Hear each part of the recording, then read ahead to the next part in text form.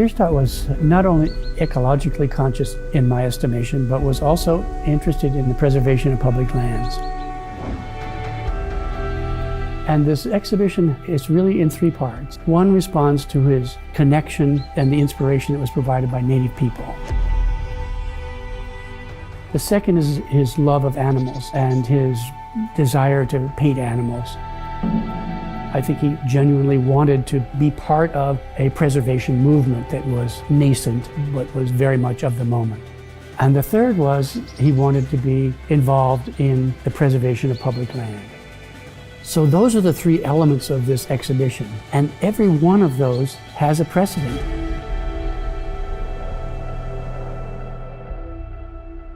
But nobody had painted the world of the West asking for its preservation like George Catlin. 1832, George Catlin went west up the Missouri River 2,000 miles. He saw the grandeur of the West, and he came back imploring the American public to pay attention to these people and this land and these animals in the West. And he said, we must set this whole Trans-Mississippi West aside as a great national park.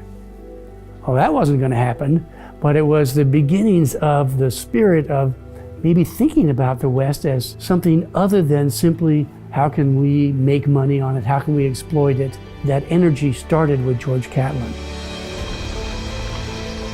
One person who comes along in Bierstadt's life and is very much a direct influence on him is an artist named William Jacob Haynes.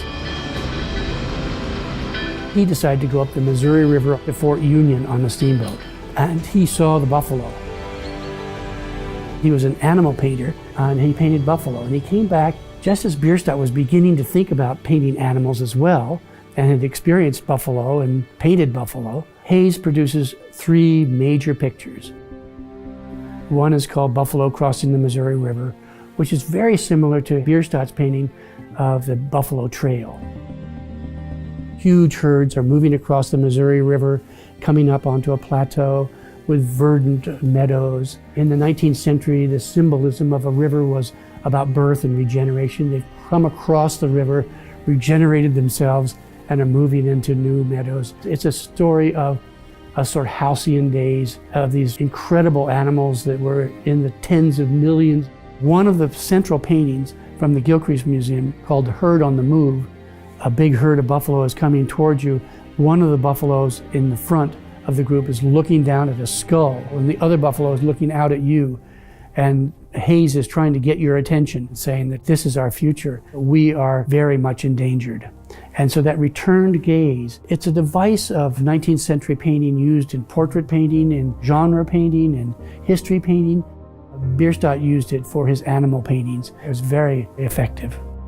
And the third painting, which is also in this exhibition, is called The Stampede. And the prairies are dry, parched. A buffalo herd is stampeding toward an arroyo that they can't see, and they're tumbling over into the arroyo and dying. And so that is this triptych about nature and wildlife.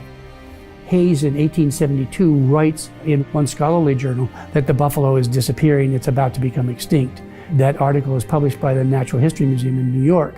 So he's not only a painter, but he's also a proponent. He's able to be a publicist for what's happening in the West.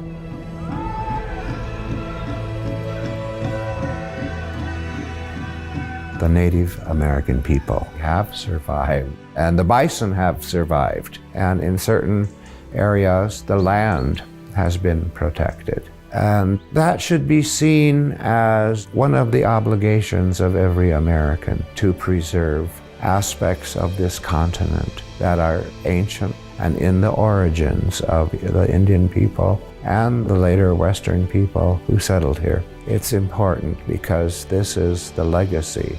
This is their inheritance from an ancient time, and one that we should treasure